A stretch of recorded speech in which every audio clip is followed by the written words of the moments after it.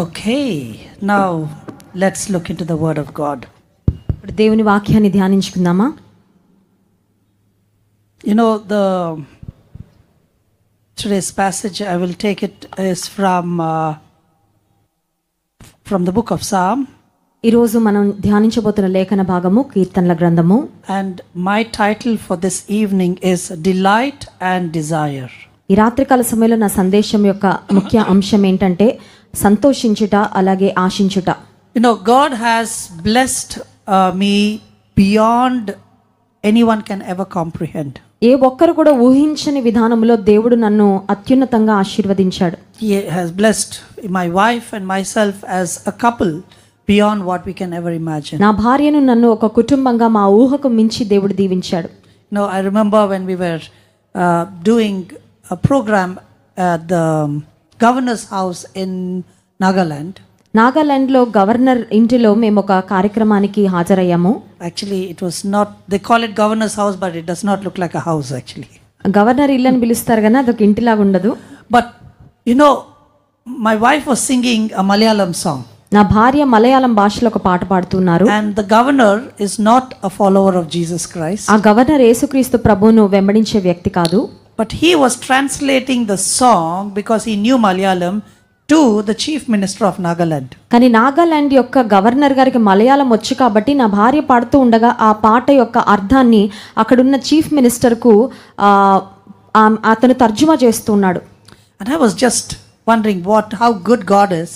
నేను చాలా ఆశ్చర్యపోయాను, దేవుడు ఎంత మంచివాడు కదా. That he could use our gifts and our talents in a way that even if people do not believe in Jesus, they could still feel the presence, or they could even understand the importance of what we are trying to communicate. దేవుడు మనకిచ్చిన తలాంతులను ఆయన విలువ తెలియని వారు ఆయనను గురించి తెలుసుకోవడానికి ఎంత అద్భుతంగా దేవుడు వాడుకుంటాడు అని. And many times I look at my life and I think and I truly believe that I have an unfair advantage.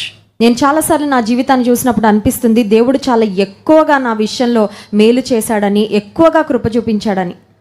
So I use the word unfair advantage. నిజంగా పొందడానికి నాకు అంత అర్హత లేదు కానీ దేవుడు ఎంతో నన్ను ఆశీర్వదించాడు.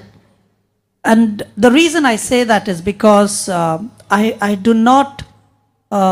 I've not lived a conventional life. కారణం ఏంటంటే నా జీవితం అందరిలాగా ఒక సాదాసీదా సాధారణమైన జీవితం కాదు. You look at my wife, she has not been through any kind of music school. నా భార్యను మీరు చూస్తున్నారు కదా, ఆమె ఎటువంటి సంగీత విద్వాంసుల వద్దకు వెళ్ళి సంగీతాన్ని నేర్చుకోలేదు. And yet she can sing the song precisely closest to the original. కానీ ఆ పాట ఒరిజినల్గా ఎలా ఉంటుందో దానికి చాలా దగ్గరగా ఆమె పాడగలరు. I have not been through any proper musical or formal training. నేను కూడా వాయిద్యాలు వాయించడానికి ఎటువంటి ట్రైనింగ్కు నేను వెళ్ళలేదు, తరబిదు పొందలేదు. And I was thrown out of my music school on the first day of my class when I was 15. వాయిద్యాలు నేర్చుకోవడానికి నేను మ్యూజిక్ స్కూల్కి వెళ్ళిన తర్వాత 15 సంవత్సరాల వయసులో వారు అన్నారు, నువ్వు సరిగ్గా నేర్చుకోవట్లేదు, ఇక్కడ రావడం మానే అని చెప్పారు. And today when people listen to my style of jazz music, they would ask, where did you go to school to study jazz? ఈ రోజు నేను వాయిద్యాలు వాయించే విధానాన్ని ప్రజలు చూసినప్పుడు నన్ను అడుగుతుంటారు, ఎక్కడికి వెళ్ళి నేర్చుకున్నారండి ఇంత అద్భుతంగా వాయిస్తున్నారని. I've not studied well. నేను మంచిగా చదువుకోలేదు. But today God has given me the gift to communicate the gospel. కానీ ఈ రోజు నేను సువార్త ప్రకటించడానికి దేవుడు నాకు కావలసిన చక్కని వాగ్దాటిని, వాక్చాతుర్యాన్ని ఇచ్చాడు. People work and slog a lot in order to travel the world. ప్రజలు చాలా మంది ప్రపంచంలో ఆయా ప్రాంతాలకు వెళ్ళడానికి ఎంతో కష్టపడి ఉద్యోగం చేసి డబ్బులు సంపాదించుకొని ఆ పని చేస్తూ ఉంటారు. To travel to about 50-60 countries is a big deal. 50-60 దేశాలు తిరిగారంటేనే అది చాలా కష్టతరమైన విషయం. But here I have worked as a missionary where I have lived by faith. నేను ఒక మిషనరీగా దేవుని సేవలో ఉంటూ విశ్వాసంతో బ్రతుకుతూ. And the Lord told me, Benny, I want you to travel the world. దేవుడు నాతో చెప్పారు, బెన్నీ నిన్ను ప్రపంచంలోని అన్ని దేశాలకు నేను తీసుకొని వెళ్ళాలని ఆశిస్తున్నానని. I am the only one who brings passport for prayer meetings. నేను ఒక్కడినేనండి ప్రార్థన కూడికలకు పాస్పోర్ట్ మోసుకొచ్చే వ్యక్తిని. And this is just to show off what Jesus could do. యేసయ్య నా జీవితంలో ఏది చేశాడు అది మీ ముందు ప్రదర్శించాలని నేను తీసుకొచ్చాను. Can you reduce my mic please? It's too loud on the monitors. Yeah, there's a feedback. So this is the passport of how I could travel to every country in the world. ప్రపంచంలోని అన్ని దేశాలకు నేను ఎలా ప్రయాణం చేశానో నా passport మీకు చూస్తే అర్థమవుతుంది. The reason I started off with this is I am building a case for my message. ఈ అంశంతో నేను ఎందుకు నా సందేశాన్ని ప్రారంభించానంటే నేను చెప్పబోతున్న మాటలు మీకు బాగా అర్థమవుతాయని.